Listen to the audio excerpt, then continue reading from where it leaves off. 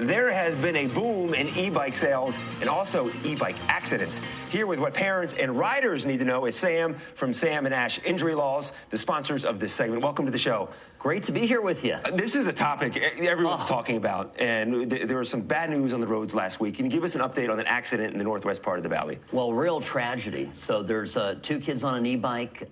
They get into an accident, they get into a crash, and one of them's dead. The other one's got some pretty significant injuries. Absolutely horrifying, and it can happen really to any one of our families. So there's some things that I think people need to know about this. Well, why the rise of these accidents? Why the increase in accidents? Well, there's so many more of these e-bikes, and people think that they're just like a regular bike, but some of these things go 28 miles an hour or faster even.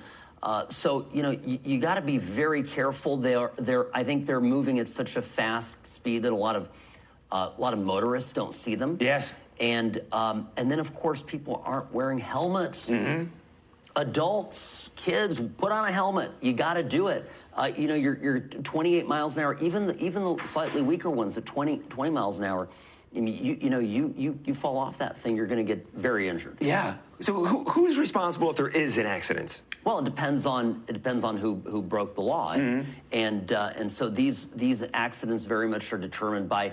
Sometimes it's the car, right? If they hit a car, you know, sometimes the car doesn't see the bike. There's an unsafe yield. A lot of times it's the rider of the e-bike. It just depends on the circumstance. What are some of the laws that are going into effect? Because I feel like we need such stricter laws when it comes to these e-bikes.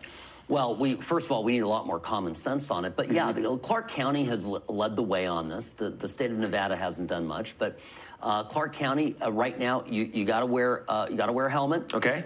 See some of the rules on the screen right now. You've got speed limits in parks and certain places, and they've banned them. Thank goodness on the Strip. I mean, the idea of riding these on the Strip. Yeah. You saw that. It really started big time during the pandemic. I don't know if you remember this. A lot of people riding up and down the Strip when there weren't that many cars. Well, the cars are back. The people are back. Bad idea to ride it on the Strip. So I'm glad the county's done something about that. Is there any kind of safety course that parents are watching right now and they bought their kid an e-bike and they don't want to take it away? Are there classes or courses? Because like you said, you see a 13-year-old kid on this e-bike 30 miles per hour down the middle of the street like it's a motorcycle, and you know they have no training on these things. Are there classes or courses that kids can take? Well, I've seen some of the bike shops actually provide some. So ask, you know, the dealer, go to a reputable bike shop for picking this up, and some of them have had these courses. And then I think even if it's not offered, sit down as a family and say, listen, you can't ride the bike without a helmet.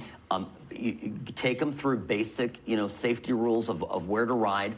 Make sure they're crossing intersections in a safe way, and really, I would avoid riding in traffic because a car hits you and there's not a lot protecting you, even if you're wearing a helmet. Yeah, absolutely. Thank you so much, Sam. We appreciate it. This is great advice for everyone, and thank you to Sam and Ash Injury Law for sponsoring this segment. Call them at 702-820-1234 or visit their website at samandashlaw.com. Mercedes?